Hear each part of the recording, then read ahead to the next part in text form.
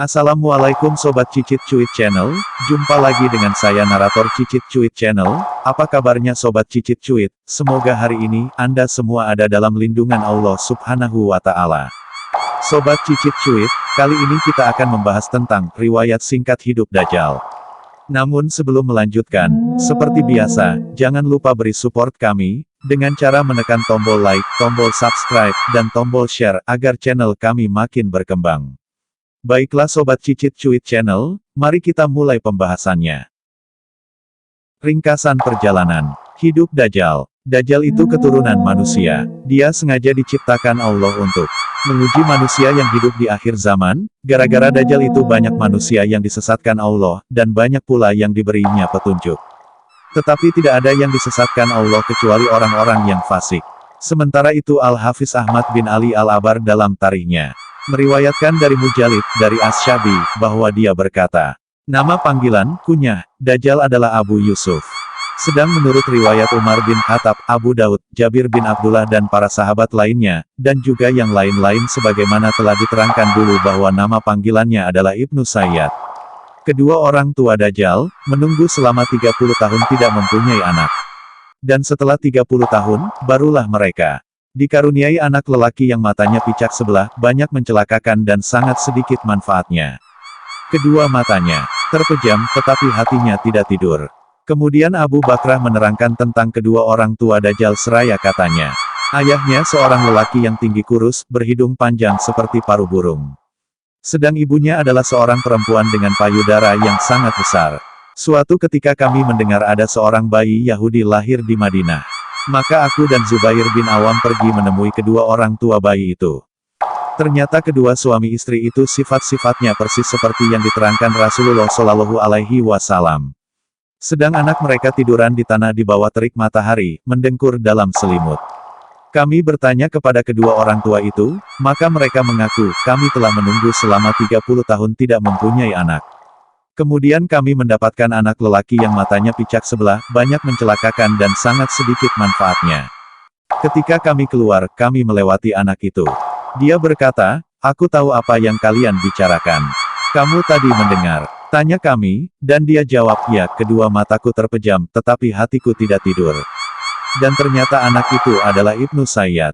Memang, Ibnu Sayyad adalah seorang Yahudi, tinggal di Madinah. Dia dipanggil Abdullah, dan juga dipanggil Safi. Panggilan keduanya banyak diriwayatkan orang, dan barangkali nama aslinya adalah Safi. Kemudian setelah masuk Islam dia dipanggil Abdullah. Karena anaknya memang bernama Imarah bin Abdullah, tergolong ulama tabi'in terkemuka. Bahkan Imam Malik dan lainnya mengambil periwayatan darinya. Sebagaimana telah kami terangkan di atas, bahwa yang benar, Dajjal terbesar itu bukan Ibnu Sayyad. Ibnu Sayyad hanyalah salah seorang di antara sekian banyak Dajjal-Dajjal. Dia bahkan kemudian bertaubat dan menyatakan masuk Islam. Dan Allah sajalah yang lebih tahu lubuk hati dan sanubarinya. Adapun Dajjal terbesar adalah tokoh yang diceritakan dari hadits Farah bintas tersebut di atas, yang diriwayatkan dari Rasulullah Shallallahu Alaihi Wasallam dari Tamim ad-Dari yang memuat kisah Jasasyah. Dajjal terbesar inilah, yang kelak diizinkan keluar dari penjaranya akhir zaman, setelah kaum muslimin berhasil menaklukkan sebuah kota kerajaan Romawi yang bernama Konstantinopel.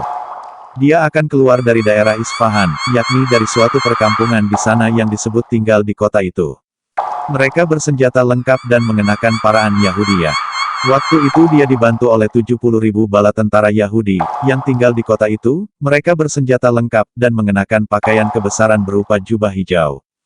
Juga dibantu pula 70.000 bala tentara Tartar dan beberapa orang dari Khurasan.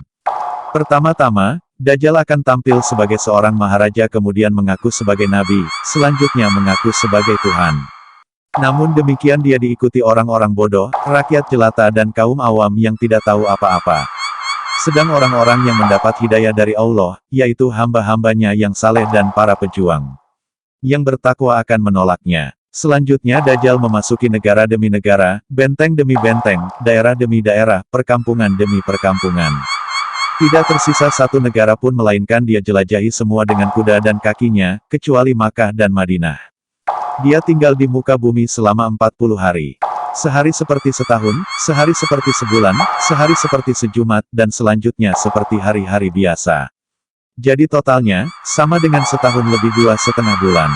Selama itu Allah Ta'ala mengadakan hal-hal luar biasa di tangan Dajjal untuk menyesatkan beberapa orang yang dia kehendaki. Tetapi orang-orang yang beriman akan tetap teguh dalam keimanannya, bahkan bertambah meningkat iman dan hidayah mereka. Pada saat jaya-jayanya Al-Masih Dajjal, yakni Al-Masih pembawa kesesatan, turunnya Nabi Isa bin Maryam, yaitu Al-Masih pembawa petunjuk. Beliau turun di menara sebelah timur di kota Damaskus. Kedatangannya disambut kaum mukminin dan orang-orang yang bertakwa. Mereka berhimpun di sekeliling beliau, lalu dibawanya mereka berjalan mencari Dajjal. Waktu itu Dajjal dalam perjalanan menuju Baitul Maqdis. Ia bertemu rombongan Nabi Isa di sebuah jalan di perbukitan bernama Afik.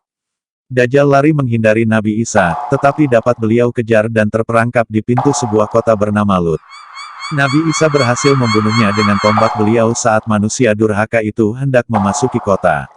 Waktu itu beliau berkata kepadanya, "Untuk membunuhmu cukuplah aku memukulmu sekali saja, yang tidak akan meleset."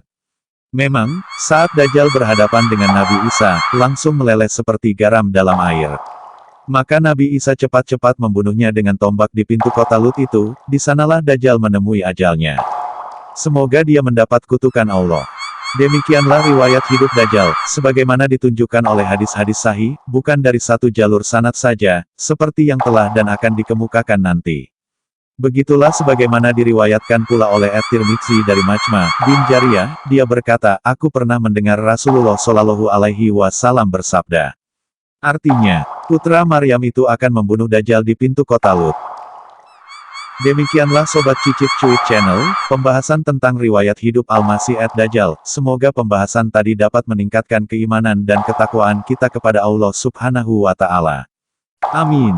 Terima kasih sudah menyaksikan video-video di channel kami. Sampai berjumpa kembali di video-video berikutnya. Mohon maaf bila ada kesalahan dalam penyajian materi. Kami mohon pamit, semoga hari Anda menyenangkan. Wassalamualaikum warahmatullahi wabarakatuh.